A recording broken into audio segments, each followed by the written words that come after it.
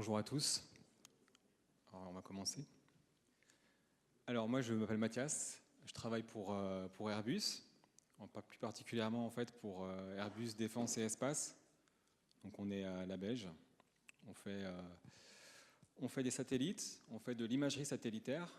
Et aujourd'hui je vais vous parler un petit peu de ce que j'ai pu faire avec mon équipe sur les 2 dernières années en deep learning et puis vous expliquer un peu ce qu'on en conclut. Alors je vais essayer d'être assez large. Je vais commencer par rappeler un petit peu ce que c'est que le deep learning pour ceux qui ne savent pas très bien, parce que c'est un mot qui est beaucoup à la mode. Donc on va tâcher de démystifier un peu tout ça et puis de redescendre un peu sur Terre. Après je vais vous présenter un petit peu les applications que nous on a pu faire en utilisant cette technologie-là. Ensuite je vous présenterai sans doute les tendances et les outils qu'on utilise. Donc je ne sais pas trop combien de temps je vais prendre. En fonction, j'écourterai ou non ma présentation. Alors pour me présenter plus précisément, donc, moi j'ai un passé de pseudo-matheux, donc j'ai fait une thèse en maths app. J'ai fait un peu de code aussi à l'époque, d'assembleur de C++. Après je suis parti aux États-Unis, puis je suis revenu à Toulouse en 2006, où depuis j'ai travaillé essentiellement sur des questions ou bien de codage, ou bien des questions de maths. Donc en gros, je ne suis pas un vrai matheux, je ne suis pas un vrai codeur, voilà, je suis un peu entre les deux. On fait des trucs à peu près opérationnels, et je vais vous parler un peu de cet univers-là sur les images satellites. Alors je ne suis pas tout seul, comme je ne suis pas tout seul, j'ai mis quelques noms, certains sont dans la salle. Donc on est une équipe aujourd'hui, hein, on travaille à plusieurs. Et alors je vais essayer de vous décrire le message principal dès le début.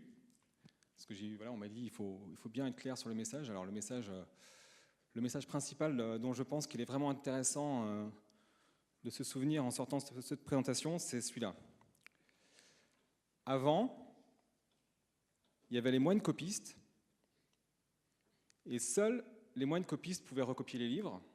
Et un peu dans mon univers de matheux, c'était seulement nous les matheux qui pouvions faire des algorithmes. Et aujourd'hui, il se passe une chose à laquelle je ne m'attendais pas du tout, en fait, pour tout vous dire. C'est qu'on voit des choses apparaître, et pour moi, ça ressemble beaucoup à ce qui s'est passé au moment où on a inventé la presse. J'entends par là qu'on a fabriqué aujourd'hui des outils qui permettent à un développeur qui ne maîtrise pas bien les maths de fabriquer lui-même des algorithmes. Alors, on ne va pas faire des choses incroyables, hein, on ne va pas faire des fours qui commentent la cuisson de la pizza ou ce genre de choses. Par contre, pour plein de petites fonctions simples, on peut aujourd'hui faire des choses assez compliquées, avoir des algorithmes assez compliqués, uniquement en lisant la documentation de la fameuse presse à imprimer. Donc pour moi, aujourd'hui, le point principal du deep learning, et ce que je vais essayer de vous illustrer un petit peu dans cette présentation, c'est qu'il y a des gens qui nous proposent une série d'outils qui permettent à tout un chacun de faire des algorithmes. Alors le tout un chacun, évidemment, c'est pas n'importe qui, mes enfants par exemple, ils n'y arrivent pas encore, mais un bon développeur qui est câblé pour apprendre un nouveau langage, un bon développeur qui aime bien aller sur les forums, qui aime bien aller sur Stack Overflow, qui a envie de découvrir un peu des choses, il peut rapidement faire des chouettes choses en quelques lignes de code et avoir accès finalement à une technologie qui jusqu'à présent était réservée uniquement à ceux qui avaient fait pas mal de maths. Alors ça, on l'a démontré, je vous montrerai sur un exemple en particulier, on a pu le démontrer. Et c'est, je pense, aujourd'hui le vrai apport du deep learning, au-delà de tout ce qu'on peut voir dans la presse généraliste ou autre, c'est cette faculté de donner accès à des gens relativement normaux, on va dire, enfin des développeurs, aux algorithmes, sans avoir besoin de faire des grandes maths. Donc voilà, ça va être le propos un peu de toute ma présentation, et je vais essayer de vous convaincre qu'effectivement, on est bien en train de passer du moine copiste à ça. Bon, même s'il n'a pas l'air super heureux, là, en l'occurrence, le presseur, mais bon, moi je m'amuse bien. Alors le contexte. Le contexte de ma présentation, donc c'est le suivant. Nous, on regarde la Terre depuis l'espace, et il se trouve qu'autour de la Terre, il y a de plus en plus de systèmes satellitaires. On est en train de créer des drones aussi, et donc ça fait qu'on a de plus en plus de données. Évidemment, les données, au début, on s'intéressait aux images, on regardait les images, on mettait un photo-interprète derrière chaque donnée, mais aujourd'hui, c'est difficile. On a tellement de données qu'on ne peut plus mettre un humain derrière chacune des images qu'on reçoit. Donc, on est aujourd'hui au pied du mur, nous, dans le domaine satellitaire, on est obligé de construire des algorithmes qui fonctionnent. pour analyser tout seul les images. Alors, je vais vous montrer 2-3 exemples plus tard d'analyse sémantique sur ces images. Juste pour remettre un peu le contexte, pour nous, une image, c'est 40 000 pixels de large et 400 000 pixels de haut. Donc on n'est pas dans l'imagette, on n'est pas dans le petit thumbnail qu'on trouve parfois. On a des besoins qui sont assez trapus. Et par ailleurs, nos clients historiques sont plutôt tatillons sur la qualité de ce qu'on sort, nos clients historiques étant souvent militaires. Donc, sur le contexte, bon là je vais y revenir un petit peu juste pour faire une petite revue rapide dans le cadre du contexte. En 2011, je reviendrai dessus, on a les premières performances surhumaines en reconnaissance des objets, en particulier dans l'application des panneaux routiers, donc c'est une application assez simple, hein. On n'est pas en train de dire que la machine nous explique comment vivre, mais c'était quand même intéressant parce que l'état de l'art a été explosé cette année-là et les résultats étaient vraiment impressionnants. Et puis vous l'avez sans doute tous vu ou vous le savez déjà, la machine a battu les professionnels au Go, ce qui était inattendu pour encore au moins une demi-décennie. Donc ça c'est le contexte. Puis évidemment, bon, il y a les outils, hein. Un bon artisan n'est rien sans de bons outils. Et donc là vous avez quelques exemples. Mon préféré, ça reste quand même Stack Overflow. Bon. Comme je l'ai dit, je suis assez moyen en codage, donc c'est hyper pratique quand même d'avoir tous ces bons conseils. Et puis je reviendrai un petit peu plus tard sur les différents éléments qu'on utilise. Alors moi, je travaille exclusivement sur le cloud public, sur le cloud Google, essentiellement parce que j'utilise TensorFlow, mais ça, je vais y revenir. Il y a d'autres choix possibles qui se valent. Je suis agnostique. Alors voilà, maintenant je vais vous parler un peu de deep learning et je vais vous expliquer un petit peu de quoi il s'agit, au-delà de ce qu'on peut lire à droite à gauche, parce qu'en fait c'est assez simple. C'est même simple, vraiment très simple. Alors, premier point auquel il faut penser, c'est que le coût du gigaflop a été réduit d'un facteur au moins 10 000 depuis 15 ans. Ça veut dire que pour $1, aujourd'hui, je peux me payer une puissance de calcul qui est au moins 10 000 fois supérieure à ce que je me payais en thèse. Et en thèse, déjà, j'étais content. Donc la question qu'on peut se poser, c'est, bon, d'accord, mais comment je vais faire pour exploiter cette puissance de calcul qui est disponible du mieux qu'on peut? Et c'est là que, logiquement, la réponse vient en nous. Au lieu d'optimiser 5 paramètres comme on le faisait pendant la thèse, enfin moi j'en faisais 45, c'était vraiment l'enfer, mais aujourd'hui, on essaie d'optimiser et de régler des millions de paramètres. Donc c'est une idée qui est ancienne, hein, qui date des années 80 déjà. Mais la vraie question, en fait, que résout le deep learning, c'est celle-là. Elle nous fournit des modèles qui nous permettent d'exploiter la puissance de calcul et d'estimer des millions de paramètres sur des trames algorithmiques qui ont été conçues pour. Alors, la façon usuelle de faire du code binaire, on le connaît, hein, on le sait tous. On a tous compilé, je pense, ici. Enfin, je pense. En général, on a un expert qui nous propose un modèle, un algorithme, et puis on a un développeur qui va écrire le code. Moi, c'est ce que j'ai fait pendant quelques années, hein. J'écrivais du code C++. On compilait, on testait si on avait le temps, et puis on livrait. Et c'est comme ça qu'on faisait, c'est-à-dire qu'on écrit une représentation du monde au travers d'un modèle, on exploite cette représentation du monde, on écrit le code, et à la fin, on obtient finalement des règles de décision binaires, le fameux binaire qu'on obtient à la fin, qui est simplement un empilement d'opérations élémentaires. Hein. À la fin, on retombe sur des multiplications, des additions, des divisions. Après, bon, on a toujours les développements en série pour les fonctions plus compliquées, mais à la fin, on passe quand même dans des choses assez simples. Et donc, pour ce faire, on utilisait des modèles, en particulier des modèles de décision, qui s'implémentaient bien. Donc, par exemple, l'arbre de décision, les modèles graphiques, c'est de là d'où je viens du monde bayésien. Et puis plus tard, les support vector machines. Donc moi, je commence à être un peu âgé. J'ai connu les support vector machines comme étant état de l'art, puis les arbres de décision, puis les random forest, les modèles graphiques profonds. Et donc maintenant, c'est le deep learning. Donc bon, j'imagine que dans 10 ans, il y aura d'autres choses. Mais Mais en tout cas, à l'époque, ce qu'il fallait qu'on fasse, quand on travaillait sur ces modèles classiques, il fallait qu'on alimente nos modèles avec des bonnes données. Et en fait, entre les années 2000 et les années 2010, il y avait la règle d'or de quiconque faisait du machine learning. Le plus important, c'est d'avoir des bons features. Alors les features, c'est quoi? Ce sont des grandeurs qu'on mesure dans l'espace autour de nous pour notre application donnée. Par exemple, dans le cadre de mon image, vous savez qu'une image se code en rouge, vert, bleu. Le rouge, vert, bleu, ce n'est pas un feature. Le rouge, vert, bleu, c'est la donnée brute. Ce qu'on allait faire, nous, c'est qu'on allait prendre, par exemple, une transformée de Fourier, et on allait prendre les composantes haute fréquence, basse fréquence de l'image, en disant, voilà ce qui m'intéresse vraiment, et c'est avec ça que je vais alimenter mon modèle de décision. En fait, l'expert, l'homme, il cherchait les 5 sens, ou les 10 sens, ou les 15 sens les plus adaptés au problème, puis après, on laissait la machine décider au travers de ces différents modèles. Donc finalement, la façon classique de faire du machine learning, c'était, bon ben, on met un gros expert à travailler pendant 3 ans, il nous calcule ça, là, les sens, et puis finalement, juste la partie finale est faite par la machine. Dans le deep learning, et ça c'est un des points qui est assez intéressant, finalement, on évite de faire ça, même si on peut quand même, mais on évite, et en fait, on va faire les deux en même temps. Aujourd'hui, on va utiliser la puissance de calcul de la machine pour faire à la fois l'estimation de quels sont les sens les plus utiles, et puis de la règle de décision. D'ailleurs, il y a un inconvénient là-dedans, en fait, c'est que du coup, les règles de décision qu'on utilise sont moins performantes que ce qu'on faisait avant. Mais ça nous permet de faire toute la chaîne en même temps. Alors concrètement, qu'est-ce que c'est qu'un algorithme?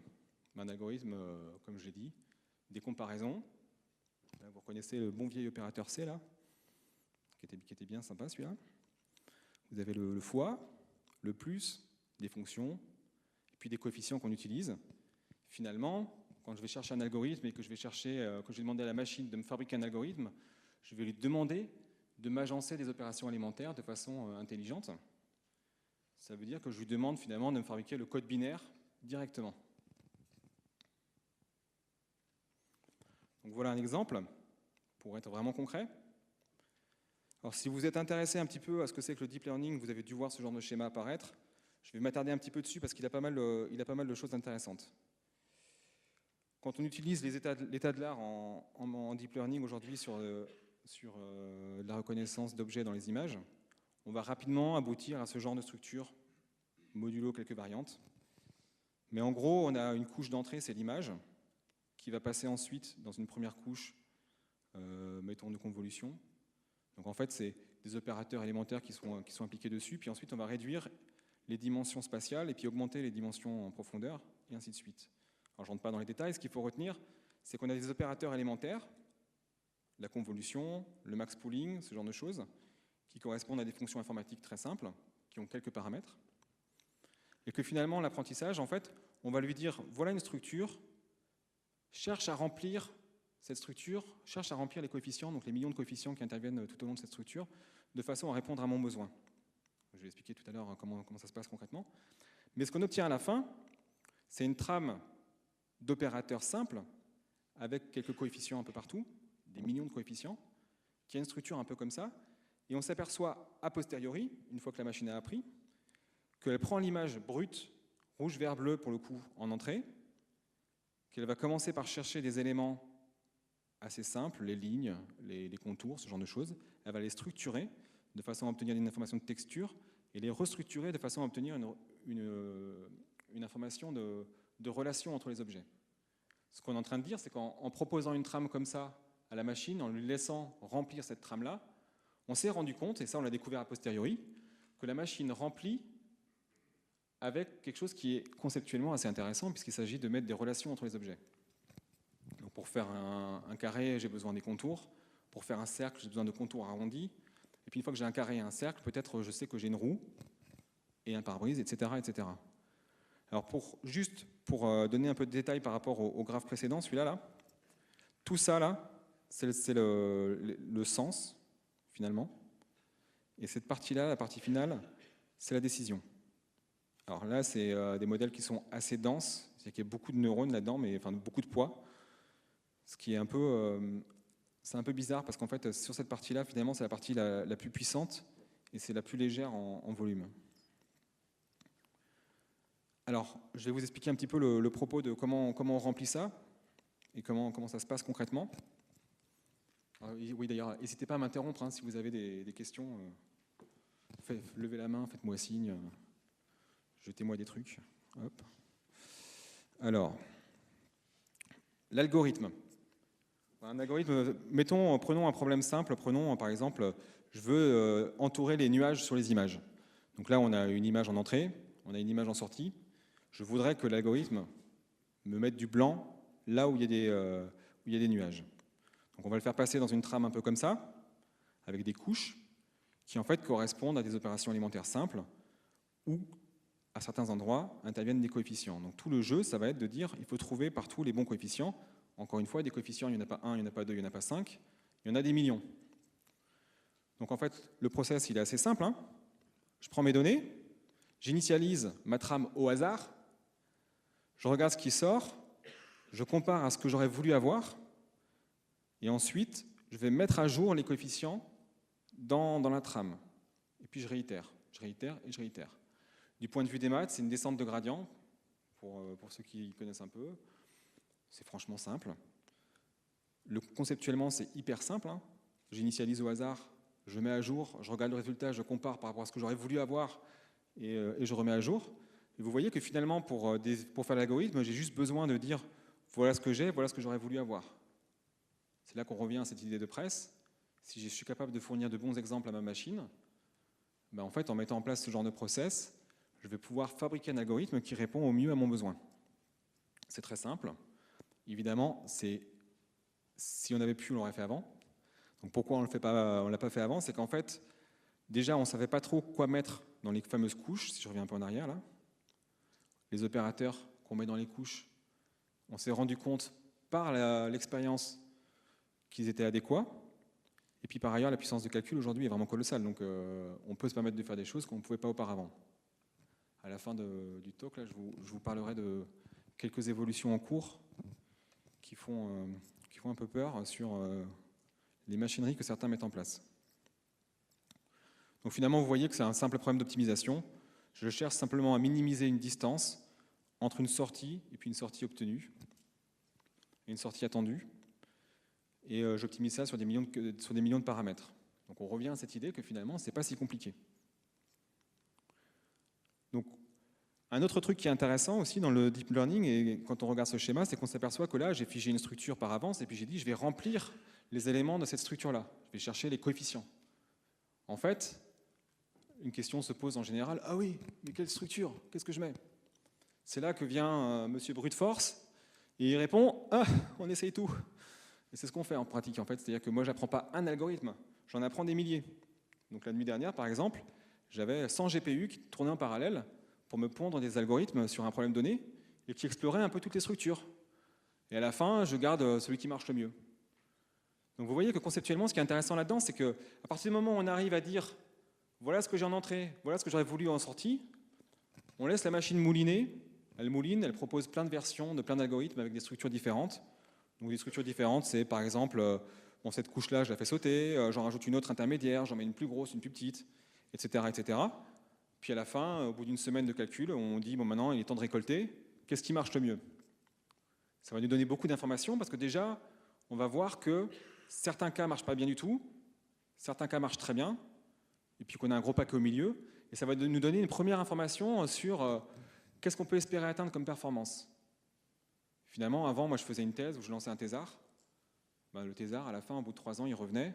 Je pouvais toujours remettre en cause son travail en disant il s'est peut-être pas bien pris, peut-être qu'on a fait le mauvais choix de technologie, on a peut-être choisi la mauvaise représentation. Là, en l'occurrence, une fois que j'ai exploré 1000 architectures différentes, force m'est de constater que mes données sont peut-être un peu pourries si jamais j'arrive pas à faire des trucs. Et c'est souvent le cas. Souvent, nos données sont pourries. Je veux dire, malheureusement, partout, on entend des gens qui disent on va créer des millions de dollars avec nos données.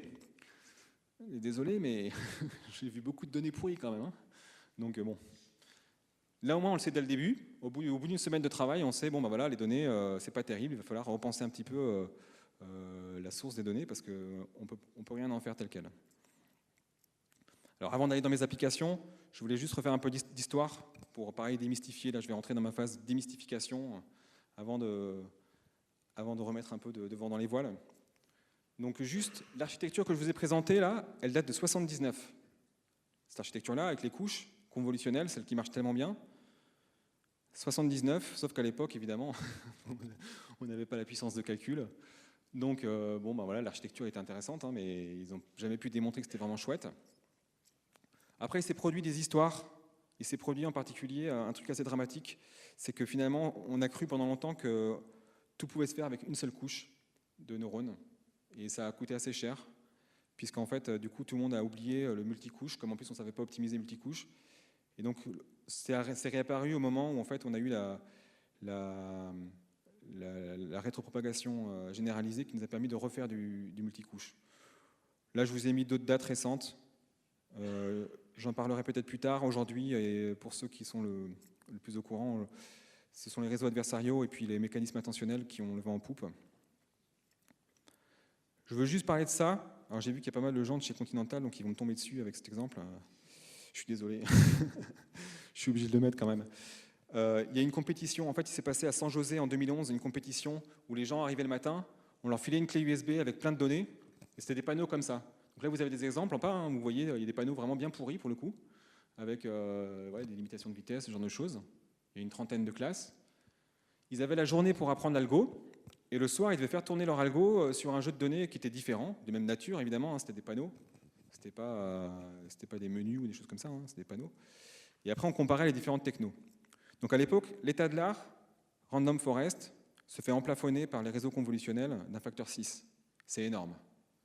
Il faut vous dire que ce jour-là, les gens ils découvrent qu'on peut gagner un facteur 6 en taux d'erreur par rapport à ce qui est considéré à l'époque comme l'état de l'art, Random Forest. Et en même temps, il y avait une expérience qui avait été faite, mais qui n'avait pas été annoncée aux participants, c'est qu'on avait demandé à des opérateurs humains de trier les panneaux. Et l'opérateur humain, il fatigue, et donc il arrive à être concentré un certain temps, mais au bout d'un moment, il fatigue, et donc statistiquement, les opérateurs humains commettaient quand même des erreurs. Donc vous voyez, bon, c'est un peu rébarbatif, hein, au bout d'un moment. Donc, en gros, c'est la première fois qu'on se rend compte que peut-être en classification d'images, on va pouvoir avoir des résultats qui sont au-delà de ce qu'on attendait jusqu'à présent. Moi, j'ai vécu pendant longtemps, en tant que traiteur d'images, dans l'idée que jamais on pourrait faire aussi bien que ce que peut faire un opérateur. Aujourd'hui, depuis 2 ans, je suis obligé de reprendre un peu ma façon de penser, y compris sur les technologies. Donc c'est un peu frustrant. L'autre chose dont je voulais parler, bon là ça me permet en plus de faire une petite pause fun, c'est l'expérience de DeepMind de 2015. Ça c'est avant qu'ils se fassent racheter par Google. Ils publient dans Nature, ils se font racheter par Google. Donc vous pouvez trouver tout le toolkit pour faire ça en fait chez vous. C'est un vieux problème de Q-learning en fait. Donc le Q-learning c'est une vieille techno, hein. Ça date, je l'ai mis la date, c'est quand? C'est de 89 je crois, ouais, 89. Donc pareil c'est vieux. Excusez-moi, je vais switcher. Voilà, donc je vous le mets. En gros, c'est cet algorithme-là qui a appris à jouer au Go, version édulcorée, évidemment. Donc l'idée, c'est quoi? C'est qu'on a un programme qui apprend à jouer à un jeu par ordinateur uniquement avec les images et avec le score. Il ne sait pas ce qu'il y a dans le jeu, il reçoit juste l'information du score et on lui fournit les 4 dernières images de façon à ce qu'il puisse voir l'évolution du jeu, en particulier les vélocités. Donc c'est un jeu que certains d'entre vous connaissent. J'ai vu que je ne suis pas le seul ancien ici. Donc c'est des jeux qu'on aimait bien quand on était môme. Il y a une 50aine de jeux différents comme ça. Certains sont très durs et n'ont pas été résolus par la machine. Mais d'autres, comme celui-là, sont assez propices puisque l'algorithme est capable de voir quand il s'améliore. Donc là, vous voyez que l'algorithme tout seul, uniquement sur la base des images, et sur la base du score, arrive à comprendre qu'il faut rattraper une balle. Personne n'a codé l'objet balle, personne n'a codé l'objet paddle. On n'a pas rentré d'expertise en disant c'est un jeu où il faut casser des briques. On a dit à la machine, voilà les images, voilà le score, essaye d'améliorer le score. Et la machine joue des parties, et au fur et à mesure, elle trouve toute seule les stratégies qui permettent d'être bon dans ce domaine. Alors, il faut savoir que sur AlphaGo, il y a 2 versions. Il y a une version qui a été entraîné au préalable par un professionnel, qui s'appelle Fanui, qui habitait Toulouse pendant quelques années. Et puis, il y a une deuxième version qui a appris à jouer contre elle-même tout seul. juste en jouant des parties avec elle-même. Là, je quitte parce que là, je vais avoir plein de pubs. Et puis alors là, les pubs, on ne sait jamais sur quoi on tombe. Hop. Hop. Ah oui, j'arrive au moment. Warning. Pareil, c'est toujours la pause fun avant que je rentre dans le concret de ce que je fais tous les jours. Ça, c'est un copain qui m'a envoyé ça. C'est sur tous les trucs de bus, là, les abribus. Ils mettent, pour la Publif Saint-Laurent, ils mettent un chercheur en intelligence artificielle. Alors bon, le gars, il existe, hein, son travail est très bien, il est à Stanford et tout, enfin, bon, grand respect, hein, mais c'est quand même symbolique. Winter is coming. Je suis désolé, hein, mais on parle tellement de deep learning et d'IA partout que forcément, ça va nous péter la gueule. Voilà, je le dis parce que bon, voilà, ça va nous claquer à la figure, c'est certain. Donc il faut savoir faire la part des choses entre ce qui est de l'ordre du fantasme et ce qui est vraiment utile. Donc c'est ce que je vais essayer de faire dans la suite en vous montrant des exemples concrets. Ce qu'il faut retenir pour un développeur, je pense, c'est que on peut faire des choses très malines avec quelques lignes de code. Et mon expérience personnelle tend à me montrer qu'en général, on obtient les bons résultats au bout de 2-3 semaines. Si jamais en 2-3 semaines, on n'a pas réussi à faire quelque chose, il y a anguille sous roche. Et malheureusement, je le vérifie, bon, j'ai beau travailler dur sur certains sujets, je n'améliore rien du tout par rapport à ce que j'avais obtenu au bout de 2-3 semaines. Celui-là en particulier. Donc, les exemples. Mais quand même, partout, si vous entendez deep learning, méfiez-vous. Bon, c'est pratique pour recevoir des kilos euros pour faire de la R&D, ça c'est super. Mais par contre, ça va forcément nous péter la figure. Alors, premier problème, en fait, le problème qui a fait que je me suis intéressé au deep learning, donc je vais m'attarder un petit peu maintenant sur ce que m'ont apporté ces différents problèmes. C'est un problème qui a 20 ans d'âge. Il s'agit de faire la différence entre les nuages et la neige dans les images satellites. Tous les matins, on reçoit 2000 images, et tous les matins, il faut décider si l'image, il faut la reprendre ou non. La Terre, elle est couverte à 70% par des nuages. On ne peut pas dire à un client, voilà ton image, pas de chance. Il y avait un cumulonimbus. Et non, on ne peut pas. Donc il faut qu'on sache très vite. Donc on a aujourd'hui 5 opérateurs qui, tous les matins, entourent les nuages à la main. Alors le problème, c'est qu'ils pouvaient travailler tant qu'on n'avait que 2 satellites en l'air. Aujourd'hui, on en a beaucoup plus. Ça devient un peu rédhibitoire. Et en plus de ça, ça va aller en empirant. Moi, j'avais travaillé pendant 1 an et demi sur des technos divers et variés pour le faire. J'ai divisé le taux d'erreur par 4 en 3 semaines, juste en essayant l'exemple Hello World de TensorFlow. Et après, j'ai pu faire le kéké avec ça pendant au moins 2 ans, quoi. Donc, ça m'a, bon, voilà, c'est quand même chouette, ça marche bien. Donc, voilà quelques exemples. Vous voyez que là, c'est très difficile de faire la différence entre la neige et les nuages. Il y a une différence, tout n'est pas nuage là-dessus. Et par deep learning, ça marche extrêmement bien.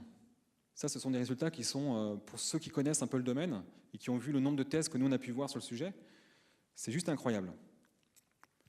Alors, un autre exemple qui m'intéresse beaucoup, alors pour le coup, c'est le débruitage des images.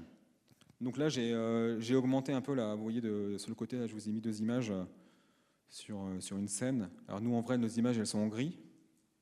Et après, on a différents canaux de couleurs, mais on les traite en gris. Et il se trouve que quand on met un satellite un peu petit, pour qu'il soit moins cher, eh ben, on a plus de bruit. Donc ce qu'on a envie de faire, c'est d'enlever ce bruit en utilisant des techniques de traitement d'image. Alors, c'est pas nouveau. Ça existe depuis longtemps. Mais en gros, les technos qui étaient identifiés comme étant état de l'art sont des technos qui utilisent les ondelettes ou les transformers en ondelettes. Ça veut dire qu'en gros, pour travailler sur ce sujet, il faut 2 polytechniciens au minimum.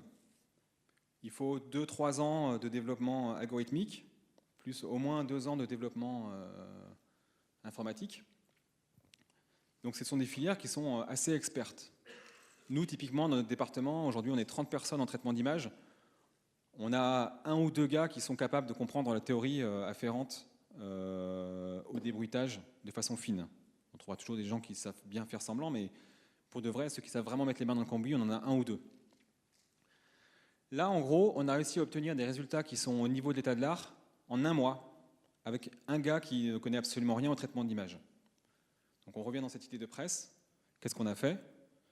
On a fait des simulations en disant, voilà une image sans bruit. On a rajouté le bruit, puis on lui a dit, essayez de repasser de l'ancienne image à la nouvelle. Et puis on a laissé la machine se débrouiller toute seule. Et la machine, elle a exploré, alors là pour le coup, un nombre de représentations possibles qui va bien au-delà de tout ce qu'on peut faire. Parce que les ondelettes, il n'y en a pas qu'une. Il y a les ondelettes, les starlets, les curvelettes, les bandelettes. Ça en fait un paquet.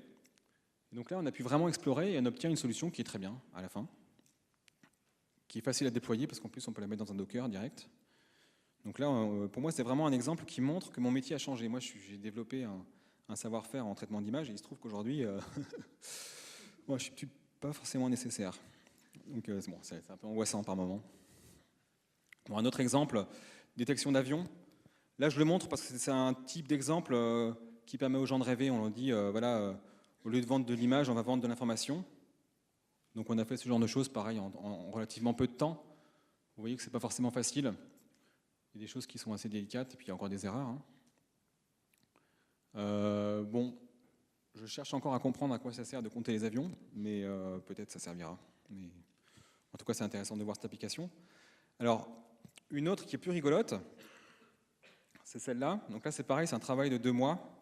Donc, ce qui est vraiment fascinant pour moi dans cet univers-là, c'est l'échelle de temps, encore une fois. C'est ma collègue Ségolène qui sort d'école, qui a fait ça en 2 mois. Donc, il s'agit de passer de ça à ça. Donc, voilà, son truc marche bien. Et en entrée, on avait ça, en fait. On avait des jeux de données incomplets. C'est-à-dire qu'on est sur une zone africaine. OpenStreetMap n'est pas forcément complet. Et on a des Nations Unies ou des gens qui interviennent sur place qui ont besoin de savoir où sont les routes. Et on est capable, rapidement, de leur dire, voilà, éventuellement, on pourrait vous fournir un service qui vous fait une carte. Ce qui est intéressant là-dedans, c'est cette échelle de temps en disant peut-être qu'au bout de 2 mois, 3 mois, on peut déjà vous proposer quelque chose de façon à que vous puissiez nous dire si ça vous intéresse ou non. Donc, si ça les intéresse, tant mieux, on continue, sinon on s'arrête. Et ça, c'est très intéressant. Pareil, on a une autre application du même ordre où on cherche à différencier un peu ce qui se passe dans les forêts de façon à détecter la déforestation. Donc là, je ne rentre pas trop dans les détails. L'idée, c'est pareil, d'aller voir le client le plus rapidement possible.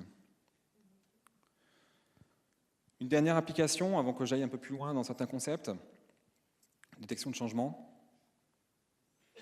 Donc là, vous voyez qu'il y a 2 images qui sont relativement différentes. C'est le problème qu'on a en satellite. Des fois, on prend par en haut, des fois, on prend par en bas. Il s'agit de découvrir ce qui change et ce qui ne change pas. Donc là, vous avez des exemples de 2 images. Vous voyez qu'il n'y a rien qu'à changer, en fait, mais que l'image en elle-même a bien changé quand même. Ce sont des problèmes historiquement difficiles. Et là, l'algorithme est capable de dire non, rien n'a changé. A contrario, sur ce genre d'exemple, on va pouvoir entourer les zones qui ont changé, alors que par ailleurs, il y a des effets de texture ou des effets d'angle qui sont assez importants. Donc je passe d'autres exemples. Voilà, c'est malheureusement, je pense, une zone de destruction. Voilà, d'autres exemples. Bon, j'avance un peu. Ça vous donne l'idée. Donc ce qu'on a retenu là-dedans, entre autres, c'est les choses suivantes. Si je regarde une image au hasard, en fait, sur la Terre, j'ai plein de cas particuliers. J'ai des cas déserts, j'ai des cas de mer, des cas de forêts un peu diverses et variées. Et finalement, c'est difficile de savoir à l'avance qu'est-ce qui va vraiment être pertinent. Si je regarde les zones urbaines, c'est 5% du globe. Donc si je prends une image au hasard sur Terre, la probabilité de tomber sur un truc qui est un peu structuré est assez faible. Or, si je veux faire un apprentissage, je vais avoir besoin de prendre des données. Donc typiquement, je vais partir avec des belles données comme ça. Je prends des données au hasard en disant « ceci n'est pas un avion ». Et puis en bas, j'ai choisi des beaux avions que j'ai entourés moi-même à la main en disant « ceci est un avion ». Et évidemment, comme je suis un peu flemmard, j'ai choisi des beaux avions tout seul. Et on va améliorer l'algorithme et au fur et à mesure, on va se rendre compte que ce dont on a vraiment besoin, ce sont ces exemples-là. Les exemples qui ressemblent à des avions vus de loin. Vous voyez que là, on a des éléments qui ont potentiellement un peu le type de structure que peuvent avoir les avions. Et à contrario, les exemples positifs les plus intéressants, ce sont ce genre de choses. Des avions qui sont un peu cachés, des avions qui sont empilés les uns sur les autres, un peu comme ça, là. Ça, c'est pour de vrai, ça ne s'invente pas. Et puis là, vous avez des choses un peu plus grises. Et donc, ce que ça veut dire, c'est que, quoi qu'il arrive, on va avoir besoin de refaire des apprentissages de façon régulière. On va avoir besoin de prendre un modèle, un algorithme, de le faire tourner sur les données, et puis de reboucler, et de reboucler, et de régénérer des nouveaux jeux de données. Ça, c'est quelque chose qui est intéressant d'avoir en tête, c'est-à-dire que dès le début, il faut prévoir qu'on va devoir reprendre les apprentissages, modifier les jeux de données, avoir des jeux de données qui auront été augmentés par les contre-exemples les plus pertinents. Ça m'amène donc à une deuxième conclusion, qui est que j'ai besoin d'avoir un contrôle de version. Qu'est-ce que c'est que le contrôle de version? Le contrôle de version, en général, c'est ce qui me permet de compiler l'algorithme de façon identique.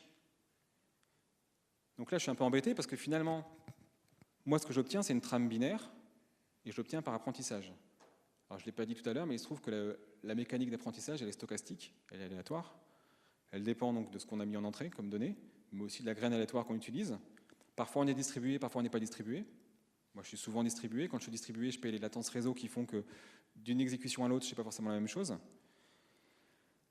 Et donc, finalement, si je prends tout ça, le premier réflexe des gens va être de dire je garde la structure de mon algorithme en configuration dans mon Git, et puis je stocke dans un object storage quelconque ou sur un fichier, n'importe comment, les coefficients qui remplissent ma structure, que j'ai obtenus par apprentissage. En réalité, ce contrôle de version est assez faible, puisqu'on ne garde absolument pas de trace de ce qui a permis d'obtenir les fameux coefficients. Ce dont on a vraiment besoin, c'est de l'ensemble des éléments qui permettent de remplir la trame. Ça veut dire qu'en fait, il faut considérer qu'un entraînement, c'est une forme de compilation stochastique. Quand je cherche à remplir mon algorithme, je cherche à faire une compilation aléatoire. Donc j'ai besoin à la fois de données qui ont été utilisées pour l'apprentissage, de la fonction de comparaison, du mécanisme d'apprentissage. Ça veut dire que nous, aujourd'hui, on garde en configuration l'intégralité des choses, y compris toutes les données d'apprentissage. Je suis capable de rejouer un apprentissage que j'ai joué par le passé. C'est anecdotique, on y vient forcément, mais si jamais vous vous lancez dans ce genre de choses, pensez-y dès le début. Parce que bon, après, on a l'air un peu mariole quand on nous demande de rejouer un truc. Oh j'ai oublié de garder ça. Donc voilà. Et ça nous permet donc du coup de faire du suivi. Par exemple, on peut dire, tiens, je teste un autre mécanisme d'apprentissage, je teste une autre fonction de coût, et comme je l'ai dit, nous, on se focalise sur générer plein d'algorithmes au hasard. Ça nous permet de faire des familles, de trier, etc. Donc du coup, le branching, par exemple, est intéressant. Bon, nous, ce qu'on utilise, bon, là, j'avais sorti ça comme exemple. On utilise un fichier YAML, du Git, et puis on décrit un peu nos structures d'apprentissage. Vous voyez que là, il y a la fonction d'apprentissage, ici, j'ai la fonction de coût, ce genre de choses. Voilà. Alors, je vais devoir abréger un peu ce dont je voulais parler. Un autre truc qui me paraît intéressant, c'est que du coup, on peut tester rapidement, et on a pu observer que ça marche directement sur le GPU. Grande nouveauté pour moi, traiteur d'images. Le GPU, c'était un serpent de mer, donc la carte graphique. Porter un algorithme classique sur carte graphique, c'était une thèse, au minimum. Il fallait faire 3-4 essais, savoir si on utilisait la mémoire de texture ou pas, enfin, c'était l'enfer. On n'a jamais réussi à vraiment porter un algo sur GPU dans mon domaine, en tout cas chez moi. Avec le deep learning, on prend le machin, on l'emmène sur un GPU, ça marche direct. Pourquoi ? Parce que toute cette structuration en opérateur élémentaire a déjà été portée sur GPU. Donc quand on apprend un algorithme, en fait, il est déjà structuré sous forme de couches qui sont prêtes les unes les autres à être emmenées sur un GPU au besoin. Et du coup, on a observé directement des facteurs 40 en temps de calcul sur à la fois le débruitage, sur la transformation d'image en carte, etc. Sur tous nos exemples, on l'observe directement. Pour moi, c'est assez nouveau et je pense que c'est assez intéressant. Les tendances du moment qui font un peu peur.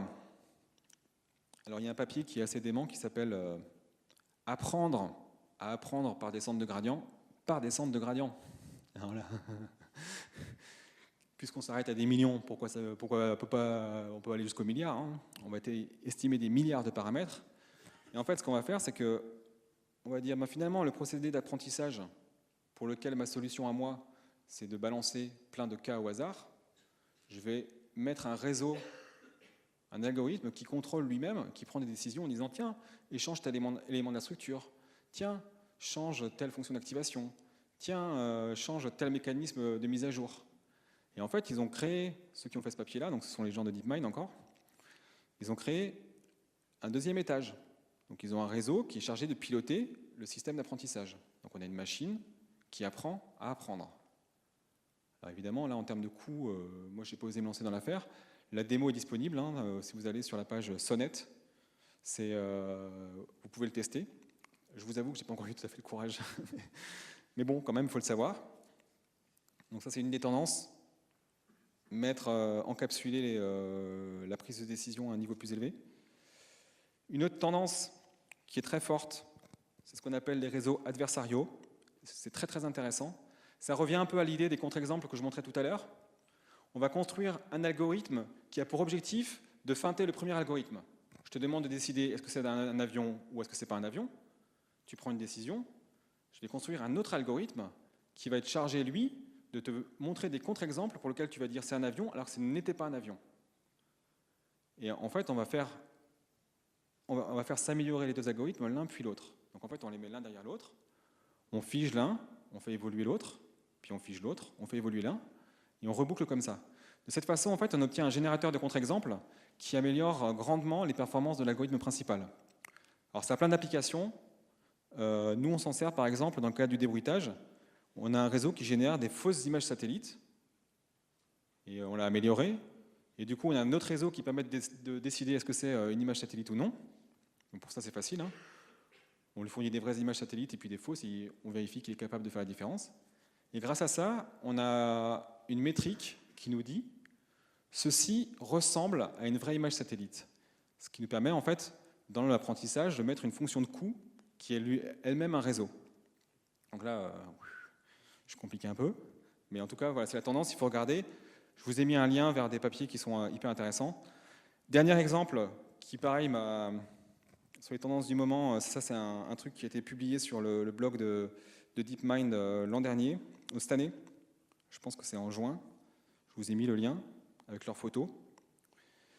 Ils se sont posé la question, je voudrais faire reconnaître des objets à partir d'un exemple. C'est ce qu'on appelle le one-shot learning. Donc si je prends, moi j'ai des enfants, j'ai 3 enfants. Un enfant, je lui dessine un pingouin, je lui montre un vrai pingouin, il reconnaît le vrai pingouin. Il n'a pas besoin de milliers d'exemples comme nous sur nos machines.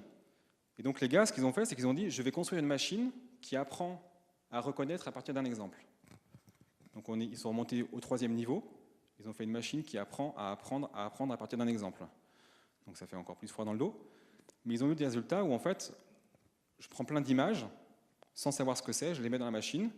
Ensuite, je lui dis, ceci est un cheval, et il retrouve tous les chevaux à 93%. Donc la question qui se sont posées ensuite, et qui est assez intéressante, c'est ok, ça marche, c'est super, et comment ça fonctionne, sur quels critères ça fonctionne? Et pour ce faire, en fait, ils ont réutilisé les expériences de psychologie sur les enfants, en prenant les jeux de données des neuroscientifiques, pour tester la machine, et on s'est aperçu que la machine partageait les mêmes biais que nous, en fait, c'est-à-dire que quand on lui montre un objet, elle s'attache plutôt au premier plan qu'à l'arrière-plan. Quand on lui montre un objet, elle s'attache plutôt à la forme qu'à la couleur, elle s'attache plutôt à l'intégralité de l'objet qu'au détail. Et de cette façon-là, en fait, en utilisant les jeux de données des neuroscientifiques, ils ont pu comprendre comment marchait l'algorithme. Alors j'attire l'attention sur 2 éléments là-dedans. La machine qui apprend à apprendre à partir d'un exemple. Donc là, on a un peu mal. Et l'autre aspect qui est qu'à la fin, on ne sait plus du tout comment ça fonctionne. Et on ne peut que se reposer sur les jeux de données de test pour savoir si on peut livrer ou pas. Et bon, ça, c'est la grande question qui doit faire peur à mes camarades de Continental. Donc sur les outils, malheureusement, j'ai plus le temps. Je passe juste les logos. Je suis en Python, donc j'ai dû basculer du C++ au Python, parce qu'en Python, tout est disponible. J'utilise Spark tous les jours, parce que c'est hyper pratique pour paralléliser. Sur le cloud, je vous invite, si vous n'avez pas essayé, à essayer un cloud public. Moi, j'utilise celui de Google, il y en a d'autres. Faut être agnostique. Juste, c'est un chiffre que je donne à mes chefs, parce que moi, je travaille dans une très grande boîte qui s'appelle Airbus. Donc, j'ai 144 cœurs de calcul avec des SSD pour 6 $ par heure. Mon coût de revient, c'est pas ce que je gagne, hein, mais mon coût de revient quand on vend à l'extérieur, c'est au minimum 150 $ de l'heure. Ça veut dire que pour 3% de mon coût de revient, on me dote de 144 cœurs de calcul que je peux consommer au fil de la journée ou dire, tiens, pendant 1 heure, j'en prends 1000. Juste voilà, pour que les gens se rendent compte un petit peu que en fait, avec le cloud public, on peut fonctionner différemment. Au niveau du code de Deep Learning, moi j'utilise TensorFlow. Bon, j'étais alpha testeur sur certains aspects, donc voilà, j'ai une adhérence à ça qui est assez logique du coup. Sur le déploiement, on fait de l'intégration continue en GitLab avec Docker. Et pour la livraison sur web, on est en train d'utiliser Flask. Bon, c'est des choix.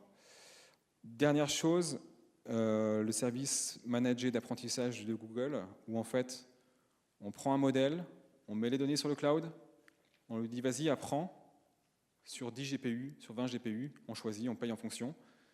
On paye à la minute d'utilisation. Donc du coup, on ne se pose même plus la question d'avoir des ressources GPU à la maison. En l'occurrence, je travaille toujours depuis cette machine. C'est un Icore 5 qui a 4 ans. Je ne suis jamais limité par ma machine. J'utilise toujours des données extérieures, d'autant qu'en général, on a une bonne connexion Internet. Voilà. Des références. Alors, bon, ce n'est pas les mêmes que sur la PUB Saint-Laurent, mais ils sont très très bons. Il y a Yann Goodfellow qui a écrit un livre qui est très intéressant pour ceux qui veulent rentrer. Andrzej Karpathy qui a franchement un blog absolument génial. Donc lui maintenant il est responsable de l'IA chez Tesla. Et puis d'autres liens que vous trouverez donc sur la presse. Voilà. Je vous remercie.